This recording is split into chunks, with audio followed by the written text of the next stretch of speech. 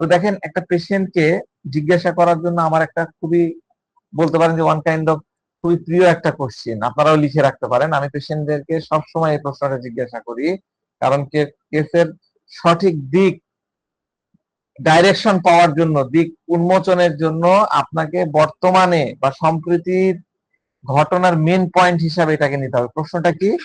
এই প্রশ্নটা হচ্ছে, এর মধ্যে রিসেন্ট কালে বা সম্প্রতি আপনার সাথে কি ঘটেছে। এই যে আপনার এই প্রবলেমটা শুরু হলো, তার ঠিক আগে আপনার কি ঘটনা ঘটেছে, এই প্রশ্নটা আপনি করবেন।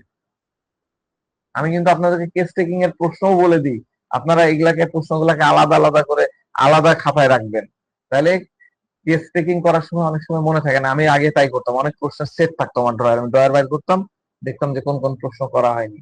যারা বিগিনার তারা এই কাজটা করতে পারে। তাহলে প্রশ্নটা কি হতে পারে? সম্প্রতি আপনার সাথে কি ঘটেছে, কিছুদিন আগে আপনার সাথে এমন কি ঘটনা ঘটেছে আমাকে একটু বলেন, এই টাইপের প্রশ্ন করবেন। তো প্রশ্নটা শুনে হয়তো একজন পেশেন্ট আপনাকে তার 5টা দুঃখের কথা বললো, যেমন বললো যে আমার বাবা মারা গেছে, আমার খালা মারা গেছে, আমার স্বামী মারা গেছে, আমি ব্যবসায় অনেক বড় ক্ষতি হয়েছে, বা আমার পরিবারের মধ্যে এই ঝামেলা হয়েছে। এসব আহ, বলতে বলতে হয়তো রুগী কখনো কেঁদেও দিবে, আবার হয়তো বা কাঁদবে না। হ্যাঁ, অথবা দেখা যাচ্ছে যে এমনও হতে পারে যে বাপ মারা গেছে, মা মারা গেছে, এগুলা কথা বললে রুগীর কোনো কান্নাই নাই, কিন্তু হঠাৎ করে পর মুহূর্তে পরের সেগমেন্টে সে কান্না শুরু করে দিল, কাঁদতে কাঁদতে বললো যে সম্প্রতি খুবই রিসেন্টলি 15 দিন 20 দিন বা 1 মাস আগে আমার এক বন্ধু, হ্যাঁ, আমাকে সবার সামনে এমন এমন অপমান করে ফেললো। তাহলে ভালো করে বুঝেন, বাপ মরলো, মা মরলো, বউ মরলো বা হাজবেন্ড মরলো, কাঁদবো না, কিন্তু একটা বন্ধু তাকে সবার সামনে অপমান করছে, চরম অপমান করছে। তাহলে এখানে আপনারা কোনটাকে নেবেন, গুরুত্ব দিবেন কোনটাকে? ইভলিউশন অফ সিম্পটম আমরা পড়ি না, গুরুত্ব দিবেন কোনটাকে? আপনারা কি এই অপমান করলো সেটাকে নেবেন, নাকি বাবা মা ইয়ে হলো? তো এই বিষয়গুলা থেকেই আসলে আমরা কেসের হোয়াইটাকে মিলাতে পারি, হোয়াইকে আমরা এইভাবে খুঁজে বাইর করি, এবং সে কিভাবে সেটাকে ট্যাকেল করছে, হাউ, সেটাও আমরা নিতে পারি। হ্যাঁ, তো পরে আমরা কিছু চলে আসি। তো আমি তাকে জিজ্ঞাসা করলাম, তুমি কি একজন পারফেকশনিস্ট? আমি একটা মেডিসিনে আমার মাথায় চলে আসছে তার ইয়া দেখে, তো আমি এটা কনফার্মেশন করার জন্য ইয়ে করলাম যে তুমি কি একদম পারফেকশনিস্ট? তো বলতেছে হ্যাঁ, লিটারালি হ্যাঁ। কোনো কিছু যদি একদম আমি যেমনটা পছন্দ করি তেমনটা না হয়, তাহলে আমি সেটা আবার করি, আবার করার টেন্ডেন্সি রাখি, মেয়েটা বলতেছে আবার করার টেন্ডেন্সি রাখি। যদি, যেমন ধরেন আমি পেন্টিং করি, আমি একটা পেন্টিং করলাম, আর সেটা আমি যেমনটা চেয়েছিলাম তেমনটা হলো না, তো আমি সাথে সাথে পেন্ট একদম স্ক্র্যাপ করে ফেলে দিব, দিয়ে আমি একদম নতুন করে আবার স্টার্ট করব। দেখা যাচ্ছে 5-6 ঘন্টা হার্ড ওয়ার্ক করে আমি পেনটা বানাইছিলাম, আমার পুরা ওয়ার্কটা একদম ওয়েস্টেজ হয়ে গেল, আমি আবার নতুন করে স্টার্ট করবো। বুঝতে পারছেন সে কিরকম পারফেকশনিস্ট? তো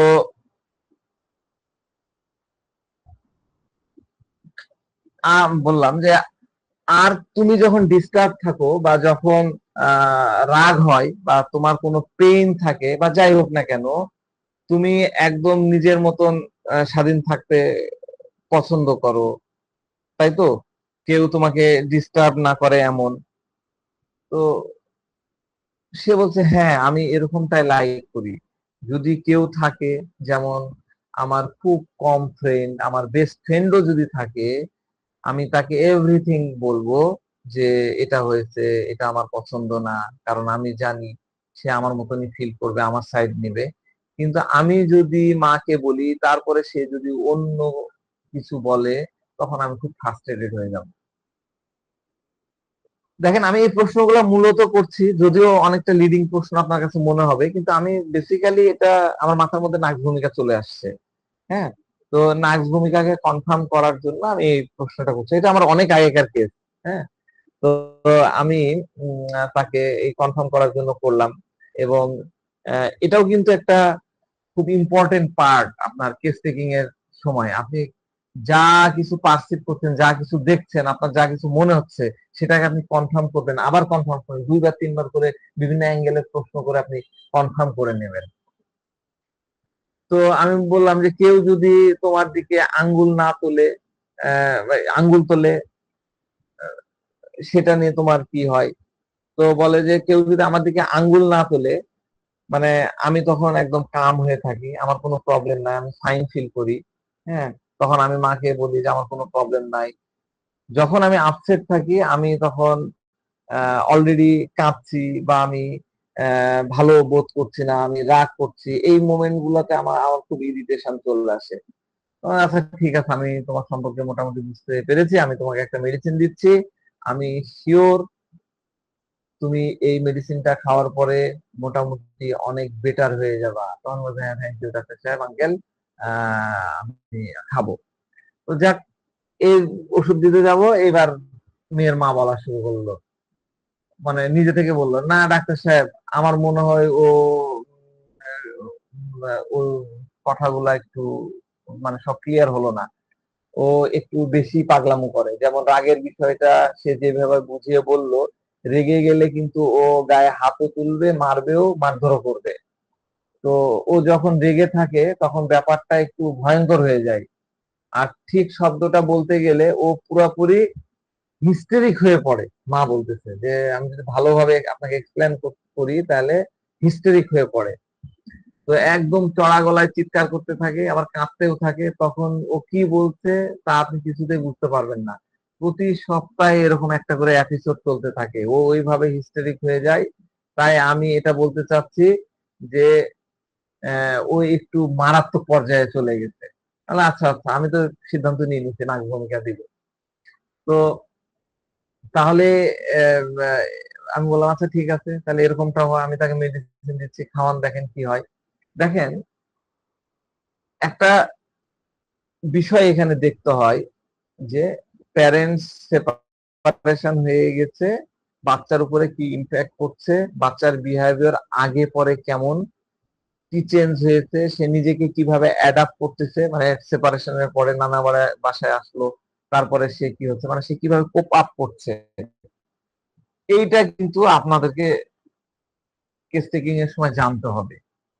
তো আমি মাকে জিজ্ঞাসা করলাম যে আচ্ছা, আপনাদের এই যে সেপারেশনটা হলো, এটার নিয়ে কি কোনো প্রভাব তার উপরে পড়েছে বলে আপনার মনে হয়?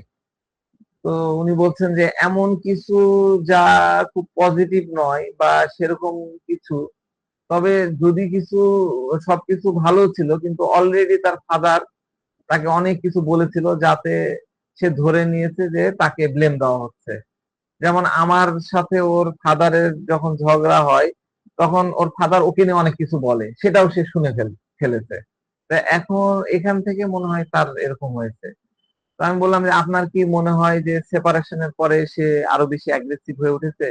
তখন বলছে হ্যাঁ অনেক। যখন এই বিষয়গুলো চলছিল এবং সে 2 বছর ধরে এসব কথাগুলো বলতেছিল, তখন সে অলরেডি এরকমই হয়েছিল। তো তার মধ্যে এক ধরনের ফাইট করার প্রবণতা ছিল এবং সে কিছুটা অ্যাগ্রেসিভ ছিল। আমাদের ডিভোর্সের পরে প্রায় 6 মাসের মতন আমরা আমার বোনের বাসায় ঢাকায় ছিলাম। তো ওখান থেকে চলে আসার পরে সে ওখানে কিছুতেই কোপ আপ করতে পারছিল না। তো এখন আমরা সেখান থেকে এখানে চলে আসছি, এখানে রাজশাহীতে আমরা 1.5 বছর ধরে আছি, থাকছি। তো আমি ভেবেছিলাম এবার হয়তো সবকিছু ভালো হবে, কিন্তু তারপর থেকে ওর অ্যাগ্রাসনটা, মানে আক্রমণাত্মক আচরণটা শুধু বেড়েই চলেছে। এটা এমন নয় যে কমেছে। তাহলে কি হলো, সেপারেশনের পরে তার এই অ্যাগ্রাসন, মানে আক্রমণাত্মক আচরণটা কিন্তু দিন দিন বাড়ছে। দেখেন, একটু বলে রাখি, এই মানে পরের ফলো আপে বলতেছিল, এই মেয়েটার ড্যাডি, মানে বাবা, সবসময় বলতো, তাকে শোনাতো যে তোমার মা আর আগের সেই গার্লফ্রেন্ডের মতন নাই। হ্যাঁ, এটা পরে আলোচনা করলে ভালো হতো, আমি জাস্ট আপনাদেরকে বলতেছি। কিরকম একটা কথা চিন্তা করেন, একটা হাস্যকর একটা বিকৃত যুক্তি। তোমার মা এখন আমার মতন মানে আগের মতন আমার আর প্রেয়সী বা প্রেমিকা হয়ে থাকতে পারতেছে না, তোমার জন্মই হলো আমার এই ডিভোর্সের মূল কারণ। কারণ তুমি আসার পর থেকে তোমার মা আমার সাথে আর গার্লফ্রেন্ডের মতন আচরণ করে না। সে কি, হয়তো তারা গার্লফ্রেন্ড ফ্রেন্ড ছিল, হয়তো ক্লাসমেট হয়তো বিয়ে করেছে, আমি অত ইনকোয়ারি করিনি। কিন্তু তারা তো যাই থাক, এখন তো তারা হাজবেন্ড ওয়াইফ, বিবাহিত দম্পতি, তাই না? তখন ছিল তো রোমান্টিকতা তো 20 বছর, 25 বছর, 30 বছর মধ্যে নেয় না, 45 বছর, 50 হয়ে গেল। হ্যাঁ, আর সে সন্তান হলে তো মেয়েরা সন্তানের দিকে যাবেই, কারণ বয়স বাড়ার সাথে সাথেই দুই পক্ষের, পুরুষ মহিলা দুইজনেরই কিন্তু শারীরিক মানসিক যে চাহিদা, চিন্তা ভাবনা, এগুলো তো পরিবর্তন আসবেই, তাই না? মর্যাদা এটা থাকবেই। কিন্তু বাবার কমপ্লেন হচ্ছে, তুমি আর এখন আমার গার্লফ্রেন্ডের মতন না। হ্যাঁ, তুমি আর আমার গার্লফ্রেন্ডের মতন ব্যবহার করছো না। আর এটা কিন্তু বেসিক্যালি সে এই যে মদ খেত, মদ খেয়ে খেয়ে তার এই চিন্তা চেতনায় কতখানি বিকৃত করে ফেলেছিল, তার বিবেক এবং আবেগকে পুরো বিকৃত এবং পঙ্গু করে দিয়েছিল। তো যাক, আমি ওই আলোচনা পরে করতেছি। রোগী মানে মেয়েটা এবং তার মায়ের উপরে, কথার উপরে ভিত্তি করে আমি একটা প্রেসক্রিপশন করলাম, যে প্রেসক্রিপশনটা ত্রুটিপূর্ণ। ঠিক আছে, এই কেসে আমি হোয়াই পেয়েছিলাম। আপনারা একটু চিন্তা করলে বা পরে আমার ভিডিও শুনলে আপনারা হোয়াইটা খুঁজে বাইর করতে পারবেন। কিন্তু এই হোয়াইটা পুরা কেসকে রিপ্রেজেন্ট করছিল না, ফলে কেসটা আমার ব্যর্থ হয়ে গেল। আর এই কেসের ক্ষেত্রে আমি রিজন জানতাম, কিন্তু হয়তো পুরো কেসের গভীর ইনফরমেশন আমার কাছে ছিল না। তো আমি আপনাদেরকে দেখাবো আমি কি কি রুব্রিক্স নিয়েছিলাম। হ্যাঁ, আমি সব রুব্রিক্স মনে রাখতে পারিনি, নাক ভূমিকা দিয়েছিলাম। আমি কয়েকটা রুব্রিক্স আপনাদেরকে দেখাই।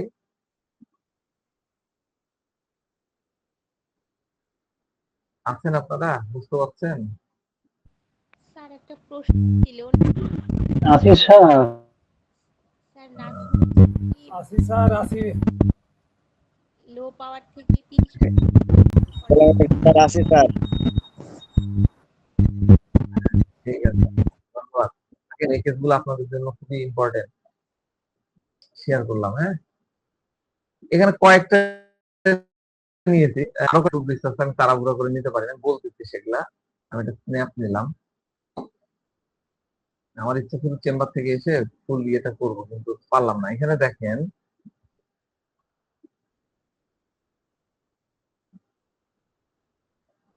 element from discord between one's parents, প্রথম রুব্রিক্সটা। হ্যাঁ, element from discord মানে ইনারা একে অপরের কিছু জিনিস মেনে নিচ্ছে না, একমত হচ্ছে না। অনেক সময় এই একমতের ভিতরে দেখা যাচ্ছে আমাদের মধ্যে অনেক সময় ঝগড়া বিবাদ হয় না, আপনাদের মধ্যেও হয়। তো এক ধরনের বিরোধ বা অশান্তির কারণে এই শিশুটা অত্যন্ত অ্যাগ্রেসিভ বিহেভ করছে। এটা হলো হোয়াই অফ কেস। আমি প্রথমে এটা ভেবেছিলাম যে বাবা মার এই কাহিনী, এই অশান্তি, এইটা হলো হোয়াই, হোয়াই থেকে, এখান থেকে। তো আমি আপনাদেরকে এইটুক দেখানোর একটা অর্থ আছে। পুরা মেডিসিন যারা এখনো শিখতে পারেননি, রপ্ত করতে পারেননি, তারা এই মেথডটা কাজে লাগাবেন। সেটা হলো, খুব ভালো করে ফোকাস করেন। হ্যাঁ, এবং এটা শিখতে হবে আপনাদেরকে। ফেল কেস বা ব্যর্থ কেস গুলা আপনাদেরকে সফল কেসের স্ট্র্যাটেজি শেখাবে। আপনি ভুল না করলে জীবনে সঠিক কাজ শিখতে পারবেন না। আমি এখানে স্বীকার করছি যে আমার প্রেসক্রিপশন ভুল ছিল, আমার আরো বেশি জানার প্রয়োজন ছিল, আরো তথ্য নেওয়ার দরকার ছিল, কিন্তু আমি কিছু বেসিক জিনিস মিলায় বাস দিয়ে দিলাম।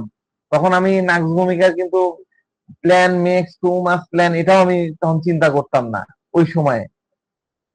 তাহলে আমি এই জিনিসটা তখন তার কাছ থেকে বাহির করার চেষ্টা করতাম। তো যাক, এরকম কেসের ক্ষেত্রে আমরা কি করি, আমরা কিছু ইনফরমেশন কালেক্ট করি, আমরা কিছু রুব্রিক্স আমরা বাহির করি, তাই না? আমরা বাহির করে সেটাকে আমরা কিভাবে মেডিসিন গুলা থেকে আলাদা আলাদা করি, সেটা আপনাদেরকে আমি বোঝাতে চাচ্ছি। ঠিক আছে, এখানে প্রথম রুব্রিক্স বললাম, element from Discord between parents. তো এটা কি, এটা হলো আপনারা একে অপরের কিছু জিনিস যখন মেনে নিচ্ছেন না, একমত হচ্ছেন না, তখন আপনাদের মধ্যে ঝগড়া বিবাদ হচ্ছে, এটা হলো ডিসকর্ড। তো এই ধরনের অশান্তি শিশুটাকে কি বলতেছে, অ্যাগ্রেসিভ বানাচ্ছে। ঠিক আছে, তো দেখেন আমরা করি কি, এটা তো কনফার্ম যে মায়ের বর্ণনা, মেয়ের বর্ণনা, যে বাপ মার ঝগড়া। তো একটা রুব্রিক্স আপনি পেয়ে গেলেন, একটা রুব্রিক্স থেকে কিন্তু আপনি মেডিসিন প্রেসক্রাইব করতে পারবেন। এটা একদম কনফার্মেটরি কিনা, আমরা তো দিবালোকের মতন দেখতে পাচ্ছি যে বাপ মায়ের ঝগড়া, এখান থেকে তার এলমেন্ট প্রথমে আমি ধরেছিলাম। তো এই মেথডটা হলো যে এই রুব্রিক্স এর মধ্যে কি কি মেডিসিন আছে সেটাকে আপনাকে আলাদা আলাদা করতে হবে। যেমন ধরেন যে এখানে আর্সেনিক আছে, তাহলে আর্সেনিক আর্সেনিক কি এরকম ভায়োলেন্ট বা এরকম মেজাজ, হ্যাঁ এটা হতে পারে। তারপরে দেখেন অরামিয়ার নেটটা, আমার রেপার্টরি খোলা থাকলে ভালো হতো, এইখানে দেখাতে আমার অসুবিধা হচ্ছে। রেপার্টরি কারো ওপেন আছে? কারো নাই। আচ্ছা আমি বলি, আমার এখানে মেডিসিন গুলো দেওয়া আছে, মেডিসিন দেখে দেখে বলি। দ্বিতীয় মেডিসিন যেটা দেওয়া আছে অরামিয়ার নেটানেটাম। এই অরামিয়ার নেটানেটাম মূলত কি, এরা হলো রেসপন্সিবল ফেলো। অরাম অরাম রেসপন্স, অরামিয়ার নেটানেটাম, অরাম এবং ন্যাট্রামিউ দুটো মিলায়, তাই না? এরা রেসপন্সিবল। তো এর এই মেয়েটার অ্যাটিটিউডে কি রেসপন্সিবল মনে হচ্ছে? না, এ কিন্তু বাদ। তারপরে আছে গ্রাফাইটিস। গ্রাফাইটিস কি? গ্রাফাইটিস কি আমরা বলেছিলাম থিক স্কিন, মোটা চামড়ার মানুষ। তার মানে কেউ যদি খোঁচা মারিয়ে করে তার কোনো অনুভূতি নাই, তাহলে এই মেয়েটা কি তাই হবে? না। না স্যার। তাহলে গ্রাফাইটিস বাদ, এলিমিনেট হয়ে গেল। তারপরে হচ্ছে হিপারসাল। হিপারসাল কি? হিপারসাল হচ্ছে এমন একটা রিমেডি, হিপারসালের মধ্যে কি পড়েছিলাম, হিডেন অ্যাঙ্গার থাকে, প্রচুর অ্যাঙ্গার থাকে, আগ্নেয়গিরির অগ্নুৎপাত, তাই না? এরকম অ্যাঙ্গার থাকে ভিতরটা, হিউজ রাগ। আর সাথে সাথে কি সে ওটা আবার প্রকাশ করতে পারে না, কাওয়ার্ডিস। কাওয়ার্ডিসে অনেক বড় মেডিসিন হচ্ছে হিপারসাল। সে ভীষণ ভাবে রাগান্বিত, কিন্তু সেটা ভিতরে ভিতরে চেপে রাখে। মেয়েটার সাথে কি মিলছে? মিলছে না, তাইলে না। হিপারসাল বাদ। ইগনেশিয়া, ইগনেশিয়ার রাগ আছে, হ্যাঁ, কিন্তু ইগনেশিয়া কি করে? ইগনেশিয়া কিন্তু যত যাই হোক তার মোরালিটি কিন্তু সে ত্যাগ করবে না। সে কখনোই তার ড্যাডির উপরে হয়তো হলে হলো, ড্যাডির সাথে থাকতেছে না, কিন্তু তার মাম্মি বা তার মায়ের মায়ের প্রতি সে কি অ্যাবিউসিভ হবে? হিপারসাল কিন্তু হবে না, সে তোমার মা, জন্মদাত্রী, যাই হোক ওই শিষ্টাচার এই হিপারসাল বলছে ইগনেশিয়ার মধ্যে কিন্তু আছে। তার মানে ইগনেশিয়াও কিন্তু এই মেয়েটার ক্ষেত্রে বাদ। তার লিখে রাখেন কে কে হচ্ছে। আর কি থাকতেছে? পরের মেডিসিন হচ্ছে ল্যাকেসিস। ল্যাকেসিস হতে পারে, ল্যাকেসিসের এরকম রাগ কাটাকাটির স্বভাব আছে। কাটাকাটি যদিও এই প্রথম ফলো আপ আমি পাইনি, মানে প্রথম প্রেসক্রিপশনে, ফার্স্ট প্রেসক্রিপশনে সে কিন্তু এটা বলেনি, আমি এটা নিয়মই। তো এটা আমি যেহেতু জানতাম না, কিন্তু ল্যাকেসিস কি হয়, অনেক ভিভাসিয়াস, তাই না? অনেক হিউমারাস, সমৃদ্ধ, কথা বলবে। আমি কি বলছিলাম, চেম্বারে ল্যাকেসিস পেশেন্ট আসলে আপনাদের খুব মজা লাগবে, কথা বলতে ইচ্ছা হবে যে আরেকটু কথা বলে, আরেকটু কথা বলে, বলিনি? সেম, কিন্তু এর সাথে কিন্তু আমার ওরকম মনে হচ্ছিল না। সে হাসি মজাক করবে, তারপরে খুব লাইটলি হবে, এটা ওটা কিউরিসিটি এগুলো অনেক কিছু দেখাবে। তো এই মেয়েটার মধ্যে কিন্তু ওটা ছিল না, তার মানে ল্যাকেসিস কিন্তু বাদ। কি বুঝতে পারছেন? এটাও কিন্তু একটা মেথড। আপনারা ছোট ছোট জিনিস দিয়ে কোন একটা প্রমিনেন্ট রুব্রিক্স পেলেন, সেই রুব্রিক্স এর মেডিসিন গুলাকে এভাবে এলিমিনেটর হাতে রাখতে পারেন। এরপরে মেডিসিন কি আছে? এরপরের মেডিসিন আছে হচ্ছে আহ, এরপরের মেডিসিন আছে হচ্ছে ম্যাককার্ব।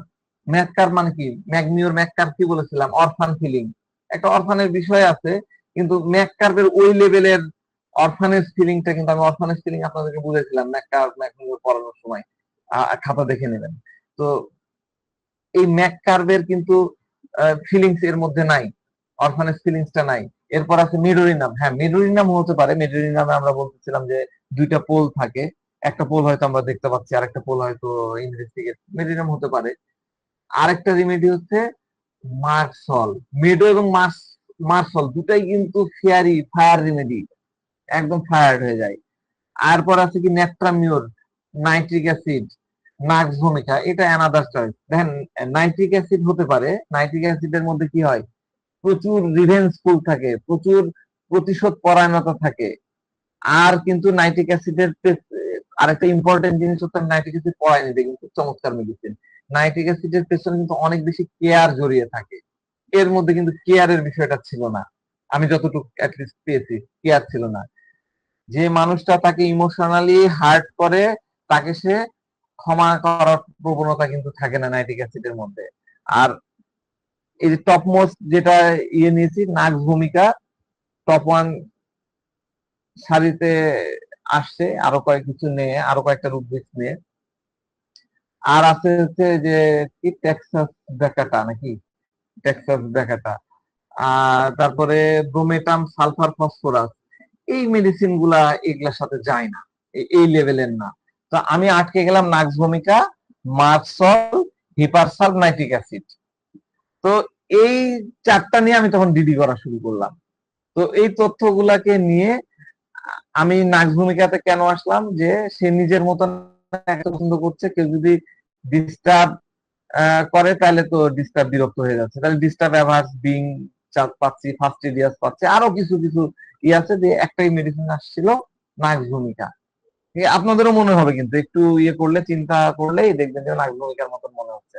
নাক্স ভূমিকাও কিন্তু মানে খুবই ফেয়ারি, ফায়ারি আর কি, একদম ফায়ার হয়ে যায়, ফায়ারি রেমেডি। সে সবকিছু মানে একটা লেভেলে যে কোনো কিছু সহ্য করতে পারে না। আর এই পেশেন্টের মনের মধ্যে চিন্তায় চলছিল, বাবা কিভাবে আমাকে এই ধরনের কথা বলে, আমার কারণে তার ডিভোর্স, আমাকে সে মরে যেতে চায়, মেরে ফেলতে, মরে দূর হওয়া বলে। হ্যাঁ, এটা একদমই ঠিক না। তো আমিও তাকে উত্তরটা ফিরে দিয়েছিলাম যে তুমি আমার দিকে আঙ্গুল তুলে, এরকম সে আমাকে কথা বলতেছিল। হ্যাঁ, তো আমি তাকে নাক্স ভূমিকা প্রেসক্রাইব করেছিলাম। তো নাক্স ভূমিকা আমি তাকে দিয়েছিলাম 1M। তো 1M কেন দিয়েছিলাম এটারও কারণটা বলে দিই। এটা 9 বছরের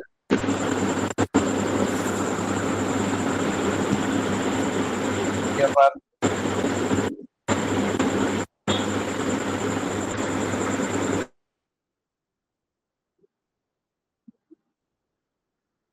আপনারা হবেন না, মানে আনমিউট হবেন না। মনে হচ্ছে স্যার কারো মাইক্রোফোন অন আছে। হ্যাঁ হ্যাঁ, ওইটাই করে দিলাম। তো নাক্স ভূমিকা 1M কেন দিলাম, এটা মোটামুটি 14-15 বলা যায়, বাচ্চার একটু বড়। তো এর মধ্যে একটা কি বলবো, ডাইনামিক প্রবলেম এটা একটা। হ্যাঁ, এবং তার গ্রস প্যাথোলজি কিন্তু সেরকম নাই, কিন্তু সাইকোলজিক্যালি হায়ার সাইকোলজিক্যাল সিমটম। তাই আমি তাকে নাক্স ভূমিকা 1M এর 3টা ডোজ দিয়েছিলাম, 3 দিন সকালে না রাত্রে 3টা ডোজ দিয়েছিলাম। মানে একটা ডোজকে 3 ভাগে ভাগ করে দিয়ে 3 দিন খাওয়াইছিলাম। হ্যাঁ, এটা কিন্তু এই যে 3 দিন খাওয়াই, এটা কিন্তু হ্যানিম্যানের অ্যাফোরিজমে আছে। অ্যাফোরিজমের ফুটনোটে সম্ভবত 282 বা 182 নাম্বার ফুটনোটে আমি গতকালকে পড়তেছিলাম, সেখানে আছে। এবং এটাও একটা সিস্টেম, এই এগুলো তো 3 দিন সকালে 3 ভাগে খাওয়াই দিলেন, প্লাসিবো দিয়ে ছেড়ে দিয়েছিলাম। তো ফলো আপটা খুব গুরুত্বপূর্ণ, ঠিক আছে। এবং কি বলবো, রেড ফ্ল্যাগ খুব ঝুঁকিপূর্ণ লক্ষণ দেখা গেছে। সে আবার সেলফ মিউটিলেটেড করেছে আমার ওষুধ খাওয়ার পরে। কেমন লাগে বলেন তো, সে আমার ওষুধ খেলো, খাওয়ার পরে আবার সে হাতে কোপাইছে। তো যাক, আমরা কেসে ফিরে আসি, ফেলিওর কেস। এখান থেকে অনেক কিছু শিখতে হয়। আমার হোয়াইটা খুব একটা স্ট্রং ছিল না, তার ইমোশন কি হচ্ছিল সেটাও আমি ওইভাবে যাইনি, নাক ভূমিকা পেয়ে দিয়েছি, ধমাধম ঝাঁপায় পড়ছি। হ্যাঁ, এখন আমাকে ফোকাস করতে হবে কি হইলো। তো যাক, মেয়েটার মা আমাকে ফোন করলো, আর আসেনি, ফোন দিল, দিয়ে জানালো যে আমার মেয়ে নিজের হাতে আবার নিজেকে মিউটিলেট করেছে। তো আমি বললাম কেন, কি হয়েছে? তো কি হয়েছে সেটা জানার জন্য আমি গত 15 দিন ধরে তাকে খুব প্রেশারাইজ করছিলাম বলার জন্য। অবশেষে সে জানায় যে সে খুব ফ্রাস্ট্রেটেড হয় কোন একটা বিষয় নিয়ে, এবং রাগ হয়ে তার কম্পাস কম্পাস দিয়ে তার হাতে খোঁচাখুচি করে হাত কাটে। এর আগেও সে যদিও এরকম 4-5 বার করেছে, তো এখন যে জায়গাগুলো করেছে সেগুলো একদম ফুলে আছে, আর কম্পাসটা একদম কমপ্লিটলি সে রক্তাক্ত করে ফেলছে, এত খুঁচাইছে, একদম পুরা কম্পাস, হাত তো রক্ত হয়েছে, এখন কম্পাসে পুরো রক্তে ভরে হয়ে গেছে। তো সেইভাবে জখম করে, মানে সে এমন ভাবে জখম করেছে, এটা তো আমি দেখতেই পাচ্ছিলাম না, আমি নিজে তো করা সম্ভবই না, আমি দেখতেই পারতেছিলাম না, মা বলছে। তো আমি বললাম যে সে স্বীকার করলো, সে কি আপনার উপরে মানে রাগ করে করেছে বা রেগে আছে এরকম? তো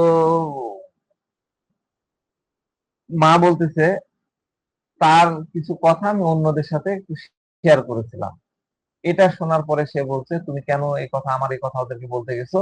তোমার কি দরকার ছিল এগুলো বলা? তোমার এগুলো বলার দরকার কি ছিল? তারপর থেকে সে ভীষণ রেগে আছে, তা আমার সাথে সোজা হয়ে কোনো কথাই বলছে না। তো বললাম যে এবার সে এমনটা কেন করলো? তো বলে যে তার মামাতো বোনের উপরে প্রচন্ড রাগ হয়েছিল, সম্ভবত কোন একটা বিষয় নিয়ে তাকে একটা অপবাদ দিয়েছিল। হ্যাঁ, মানে যেটা তার কাছে স্টিগমার হয়ে দাঁড়াচ্ছিল। তো মা বলছে যে আমি তার দাঁতের সমস্যার কারণে তাকে একজন ডেন্টিস্টের কাছে নিয়ে গেছিলাম।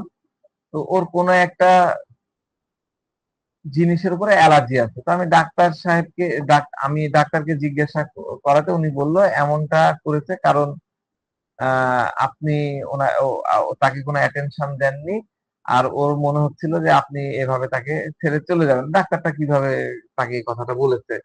তো এখন ওই কথাগুলোই সম্ভবত তার অনুভূতির মধ্যে কাজ করছে। মানে বিষয়টা হয়েছে কি যে আহ, তার কোন একটা অ্যালার্জির বিষয় নিয়ে কথা বলতে যে মা আবার ওই ডাক্তারকে এই কাহিনীগুলা কিছু বলেছে। তখন ডাক্তার আবার সেটার প্রতি উত্তর, ডেন্টিস্ট কিন্তু দাঁতের ডাক্তার আবার তাকে বলেছে যে আপনি মনে হয় তাকে অ্যাটেনশন দেন না, আপনারা ঠিক মতো অ্যাটেনশন দেন না, আপনার মনে হয় আপনি তাদেরকে ছেড়ে চলে যাবেন। তো এই কথাগুলো বলে এই মেয়েটার মাথার মধ্যে ওই অনুভূতিটাই মানে ট্রিগার করেছে। এই একটা কাহিনী তার মা আমাকে বলল। তো আপনাদেরকেও যখনই এরকম সেলফ মিউটিলেশনের কোনো পেশেন্টের কথা শুনবেন, তখন আপনি একদম কান খাড়া করবেন। হ্যাঁ, আপনার কাছে এই শুনলে কিন্তু আপনাকে ইউরেকা মোমেন্টে চলে আসতে, ওয়াও, আপনার মুখ থেকে চলে আসতে হবে। কারণ আপনি একটা ক্লু পেয়ে গেলেন। সে ডেফিনেটলি ভিতরে ভিতরে ভীষণ ডিস্টার্ব, বা তার মধ্যে এমন একটা কিছু চলছে যার কারণে সে নিউট্রালাইজ করেছে। তা আমি ওয়াও কেন করলাম? আমি ওয়াও করলাম যে নার্স ভূমিকা ভীষণ ডিস্টার্ব, ঠিক আছে? এই যখন ডিস্টার্ব নার্স ভূমিকা নিজের যে ক্ষতি করে ফেলেছে, এটা নার্স ভূমিকা কখনো করবে না। নার্স ভূমিকা কখনোই এরকম করবে না। এইরকম ডিস্টার্ব নার্স ভূমিকাতে কভার হবে না। নার্স ভূমিকা নিজের ক্ষতি করে না, সে অন্য মানুষের ক্ষতি করবে বা অন্যদের উপরে চড়া হবে। নার্স ভূমিকা নিজের ক্ষতি করার সম্ভাবনাটা খুবই কম, খুবই মানে রেয়ারলি করবে না তা না, খুবই কম, সম্ভাবনা খুবই কম, প্রবাবিলিটি খুবই কম। এই কারণে আমার কাছে মনে হয়েছে যে আমি তো এই বিষয়টাকে ইয়ে করিনি। তো তার মধ্যে ডেফিনেটলি সিরিয়াস কিছু একটা হয়েছে। তো আমি ওনাকে বললাম যে আচ্ছা সে কি বাসায় আছে, আমি কি তার সাথে একটু কল দেন, একটু ভিডিও কলে দেন, আমি একটু কথা বলি। আচ্ছা শিওর। তো মেয়েটাকে দিল, আমি বললাম যে আচ্ছা বলো তো কি হয়েছে, আমাকে বলো তোমার কি হয়েছে। তোমার মা আমাকে খুব বকেছে, সেটাতে আমার কোনো দোষ ছিল না, কিন্তু সবাই বলছে আমি নাকি রাইট ছিলাম না। মা বকেছে, সেটাতে তার কোনো দোষ ছিল না।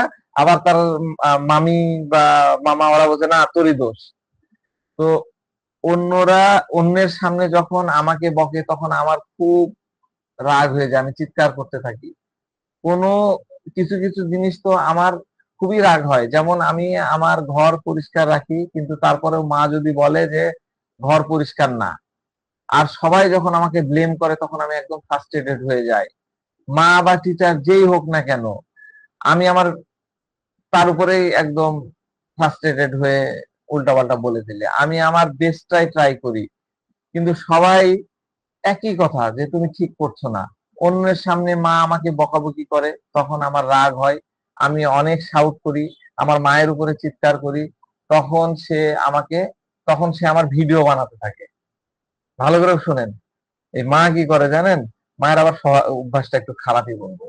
মানে এই চিৎকার চাচামেচি করতে, ছুঁড়ে মারতেছে, ইয়ে করতেছে, তখন মা ওই ক্যামেরাতে ভিডিও করা শুরু করে। তো এই কাজটা আমার মা ড্যাডির উপরেও করতো। যখন মানে সে কিছু করতো বা চিৎকার করতো তখনও সে এই কাজটা করতো। সে তখন মানে ড্যাডি তখন বলতো ভিডিও গুলা ডিলিট করো। তো তো আমার কাছে এখনো কিছু ভিডিও আছে। তো এটা আমাকে ফিল করায় আমি ঠিক সেটাই করছি, আমার সাথেও ঠিক সেটাই হচ্ছে যা ড্যাডির সাথে হয়েছিল। আমিও ঠিক সেটাই করছি যেটা আমার ড্যাডিও করছে। আর আমি আমার ড্যাডিকে মোটেই লাইক করি না, একদমই না। আরে কেন? আমি বললাম যে কেন? তখন বলছে যে এটা আমাকে ফিল করায় যে আমিও সেম ওয়েতে অ্যাক্ট করছি। আমি চেষ্টা করি না করার, কিন্তু আমার মা যেভাবে জিনিসগুলো রেকর্ড করে, যে কাজগুলো সে করে, সে আমাকে ফিল করায় যে আমি ঠিক সেটাই করছি যা ড্যাডি করেছিল। সে সব সময় বলে তুমি বাপের বেটি,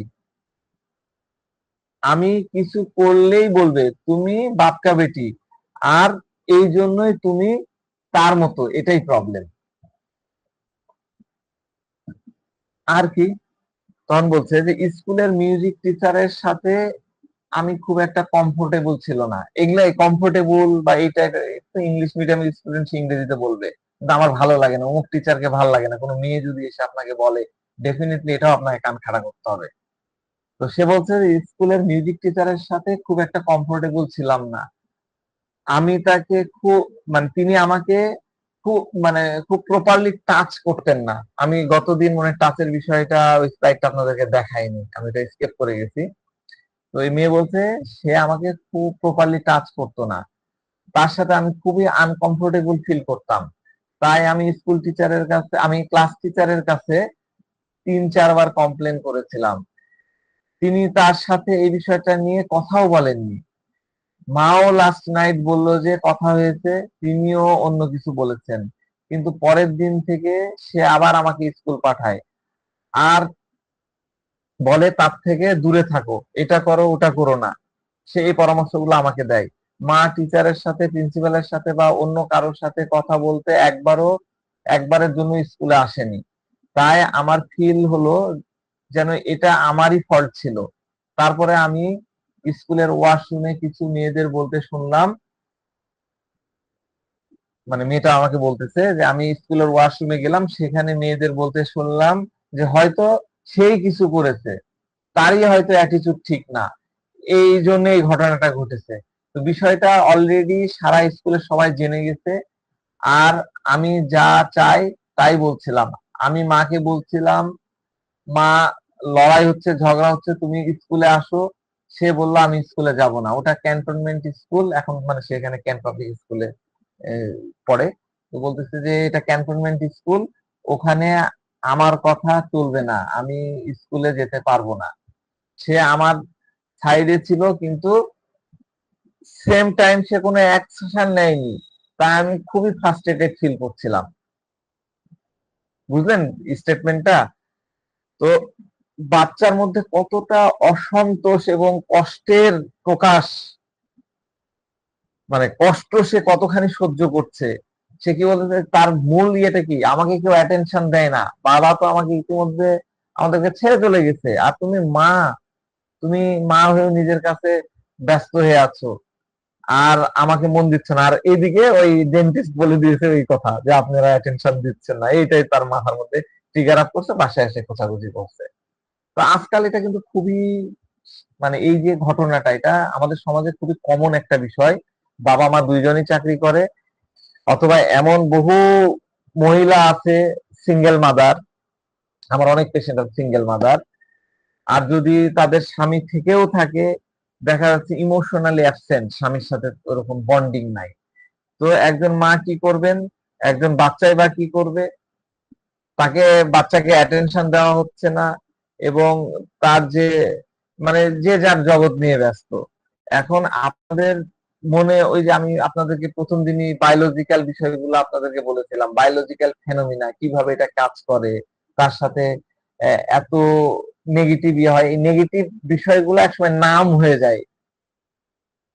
সে ভায়োলেন্ট বাইয়া ছিল, ওরকম ভায়োলেন্ট থাকা অবস্থায় কিন্তু নিজেকে খোঁচাখুচি করেনি, কিন্তু সে যখন নাম হয়ে গেল, অনুভূতিহীন হয়ে গেল, তখন কিন্তু এই কাহিনীটা করে, অ্যাকর্ডিং টু ওই সাইকোলজিস্টদের মতে। হ্যাঁ, তো চিন্তা করেন যে একটা বাচ্চার মনে বা ব্রেনে কি চলতে পারে, যাকে আল্লাহ বা সৃষ্টিকর্তা দুইজন মানুষের কাছে আমানত হিসাবে পাঠাইছেন, একজন বাবা আর একজন মা, যাতে তার ওই বাচ্চাটাকে টেক কেয়ার করতে পারে, প্রোটেক্ট করতে পারে, ভালোবাসতে পারে, যত্ন নিতে পারে, তার ইমোশনাল নিডস গুলাকে পূরণ করতে পারে।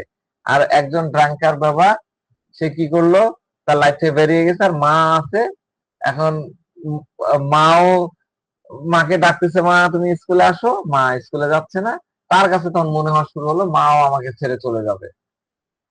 হ্যাঁ, একটা খুবই মানে জেনুইন একটা ইমোশন তার মধ্যে কিন্তু জেগে উঠছে যে আমার বাবাও চলে যাচ্ছে, মাও কি চলে যাবে। আপনার মানে আমার মনে হয়, দেখেন এই টাইপের অ্যাটিটিউড পাওয়া যায়। আবার আমরাও কিন্তু আমাদের বাচ্চা কাচ্চাদেরকে সেই রকম অ্যাবিউজ করি, শাসন করি, গালমন্দ করি। হ্যাঁ, নিজের বাচ্চাদের সাথে এরকম বিহেভ আসলে করবেন না। করলে এই লেভেলে যাবে না, কিন্তু অন্যদিকে তো তারা যায়। হ্যাঁ, বাচ্চাদেরকে বাচ্চাদের মতন করেই আপনাকে মানুষ করতে হবে। আচ্ছা যাক, ওই আলোচনা থাকে, এবার আমরা কেসে আসি। তো আমি বললাম যে কোন বিষয়টা নিয়ে তুমি সবচেয়ে বেশি আপসেট, আমাকে একটু খুলে বলো তো। তো সে বলতেছে যে এই যে মা বলে যে আমি ড্যাডির মতন, আমার ড্যাডির মতন, আমি ড্যাডের মতন। এই যে মা আমাকে বলে যে আমি ড্যাডের মতন, আর সে আমার জন্য ফাইট করছে না। সে বলছে তুমি একাই ফাইট করো, তোমাকে ফাইট, সে আমাকে ফাইট শেখাচ্ছে, তুমি ফাইট করো, এটা করো। তো যখন সব প্যারেন্টস এরকম পরিস্থিতিতে, অন্য বাচ্চাদের প্যারেন্টসরা এরকম পরিস্থিতিতে স্কুলে আসে, সেখানে আমার মা অ্যাবসেন্ট, আমার মা থাকে না। মেয়েটা ফুপায় ফুপায় এই কথাগুলো, মেয়েটা ফুপায় ফুপায় কাঁদতে কাঁদতে বলতে লাগলো। তাই সবাই বলে, সবাই জিজ্ঞাসা করে যে তুমি তোমার মায়ের সাথে থাকো না। যা হোক, স্কুল থেকে যখন মাকে টিচার কল করে, সে কখনোই আসে না। কিন্তু গতকালকে যখন আমার শরীর খারাপ লাগছিল, আমি স্কুলে বাদাম খাওয়ার পরে, মানে বাদামের অ্যালার্জি, এটা আপনারা জানেন কিনা, বাদাম খেলে অ্যালার্জি হয়, পিনাট অ্যালার্জি বলে। তো বলছে যে গতকালকে স্কুলে বাদাম খাওয়ার পরে আমার অ্যালার্জি হয়ে আমি আহ মানে ভয় ভয় অ্যালার্জির শিকার হই। তখন স্কুল থেকে মাকে ফোন করা হয়েছিল, তিনি ছুটে আসছেন। কিন্তু অন্যদের সাথে ঝগড়া বিবাদ হলে, লড়াই হলে টিচার ডাকলেও সে আসে না। এতে আমার রাগ হয়, আমি ফ্রাস্ট্রেটেড ফিল করি। আর স্কুলের ওই মিউজিক টিচার কেন এমন হচ্ছে যে সে আমাকে বয়কট করা হচ্ছে, আমাকে স্কুল থেকে বের করে দেওয়া হচ্ছে। আমি স্কুলে গিটার প্লে করতে পারছি না, আমি মিউজিক কম্পিটিশনে পার্ট নিতে পারছি না, কিন্তু সে সবকিছু করতে পারছে, সে যে যাই হোক না কেন। তো আমি বললাম যে সে কে, মিউজিক টিচার? বলছে হ্যাঁ মিউজিক টিচার। তো বলছে এই বিষয় নিয়ে কি তুমি প্রিন্সিপালের কাছে কমপ্লেন করনি? তো আমার হচ্ছে মাকে বলেছিলাম। আমি আমার মাকে দিয়ে ক্লাস টিচারকে কল করেছিলাম, সে বলেছিল যে তিনি প্রিন্সিপালের সাথে কথা বলবেন, কিন্তু তারপর থেকে আর কোনো, কিন্তু এরপরে আর কোনো নিউজ আসেনি। আমি তাকে ওখানে দাঁড়িয়ে থাকতে দেখি, টিচাররা বলছিল যে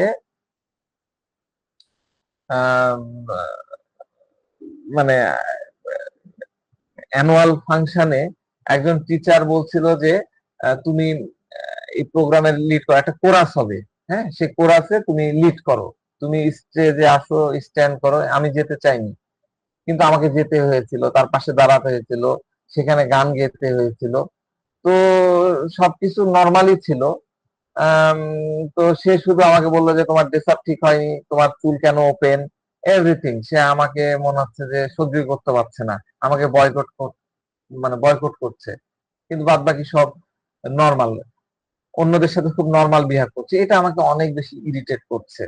তো মার সাথে আহ, আমার ট্রাস্ট ইস্যু নিয়ে প্রবলেম হচ্ছে। মা লাস্ট নাইট থেকে আমাকে বলছে যে তোর নিশ্চয়ই কোনো ছেলের সাথে সম্পর্ক আছে, তুই এটা করছিস, ওটা করছিস, তুই ছেলের কারণে এটা বলতেছিস, তোর নিশ্চয়ই রিলেশন হয়েছে। তো আই ডোন্ট কেয়ার, কোনো ছেলে যদি আমার রিলেশন হয় বা কেউ যদি আমাকে রিজেক্ট করে, আমার ব্রেকআপ হোক না কেন, আই ডোন্ট কেয়ার। আমি চাই, আমি তাকে জানাতে চাই, কিন্তু সে আমাকে ট্রাস্ট করছে না। যদি আমি কাউকে পছন্দ করি, আমি গিয়ে তাকে বলবো, যাই ঘটুক না কেন, আমি তো প্রতিদিন তাকে বলি, যা যা ঘটে আমি তাকে বলি। এরপরেও সে আমাকে ট্রাস্ট করছে না। তো আমার এখন কি করা উচিত, এই বলে সে আবার কাঁদো কাঁদো কণ্ঠে বলল যে সে আমাকে কম্পেয়ার করে, কাঁদতে কাঁদতে বলছে সে আমাকে কম্পেয়ার করে। তো আজকে আমাদের এক আন্টি বাসায় এসেছিলেন এবং যাওয়ার সময় মানে তার একটা খালা আসছে আর কি, সেটা বলছে যে যাওয়ার সময় তাকে আমরা খাবার টাবার দিয়েছিলাম, সে ডাইনিং টাইনিং সব ক্লিন করে পরিষ্কার করে চলে গেছে। সে চলে যাওয়ার পরে মা বলছে দেখ দেখ লাইফ কত হার্ড, 15 বছর বয়সে ও বিয়ে করেছে, তার বিয়ে হয়েছিল, 16 বছর বয়সে তার বাচ্চা হয়েছে, এখন সে লেখাপড়া ছেড়ে দিয়েছে, কিন্তু স্টিল সে হ্যাপি। সে তোর মতন এরকম ননসেন্সের মতন কাজ করে না, মানে যে খোঁচাখুচি করে সেটা বলতেছে। তা আমি বললাম যে আপনি কেন আমাকে কম্পেয়ার করছেন? আমি জানি যে তার লাইফ আমার থেকে অনেক খারাপ ছিল, আমি জানি তার যে প্রবলেম আছে তা হাফও আমার নাই, কিন্তু এটা আমি নিতে পারতেছি না, আমি অনেক ফ্রাস্ট্রেটেড ছিলাম, তাই আমি মানুষের সাথে সে আমাকে মানুষের সাথে কম্পেয়ার করছে, যা আমি একদমই লাইক করি না। আমি চাই না আমার মা আমার ড্যাডির সাথে আমাকে কম্পেয়ার করুক, কারণ আমি আমার ড্যাডিকে হেট করি। সে যা করেছে, আমি সেই পুরনো ড্যাডিকে পছন্দ করতাম, সে নাইস ছিল, কিন্তু এখন সে যা করেছে এই ড্যাডিকে আমি হেট করি। আমি তার প্রত্যেকটা পার্টকে পুরো হেট করি, কিন্তু এটা আমাকে ফিল করাচ্ছে যে আমি তারই মতন। সে যখন আমার ভিডিও রেকর্ড করে, সেগুলোকে যেভাবে রাখে, যেভাবে প্লে করে, এটা ঠিক তার সাথেও সে করেছে। তো আমি চেঞ্জ হওয়ার চেষ্টা করছি, যেন তার উপরে চিৎকার না করি বা অন্য কিছু না করি। আর সবই আর সবাই চলে গেল, ড্যাডি চলে গেল, তার এক মামার কথা বলছে যে আমার মামা চলে গেল, খালা চলে গেল, তাদেরকে আমি অনেক লাভ করতাম, তারা দূরে চলে গেল। কে গ্যারান্টি দিতে পারে যে আমার মাও আমাকে ছেড়ে দূরে চলে যাবে না? আমার চারপাশে এখন যারা আছে তারা দূরে চলে যাবে না। মা বলে যে আমি তোমার ড্যাডিকে সবচেয়ে বেশি ভালোবাসতাম, সে জায়গায় আমার জন্য সেই জায়গায় তুমি এখন আমার জন্য সবচেয়ে ইম্পর্টেন্ট। আমি যদি তাকে ছেড়ে যাই, আমি যদি তাকে ছেড়ে যাই তবে আমি যদি তাকে ছেড়ে চলে আসতে পারি, তাহলে তুমি আর কে? তোমাকেও আমি, মাও এই মানে রাগের মাথায় মা তাকে ও কথা বলছে যে তোমার বাবা ছিল আমার লাইফের সবচেয়ে ইম্পর্টেন্ট পার্সন, আমি তাকে যদি ছেড়ে আসতে পারি তাহলে তুমি আর কে? তোমাকে আমি ছেড়ে চলে যেতে বিন্দু মাত্র কিছু হয়, এরকম হয়তো রাগের মাথায় বলেছে।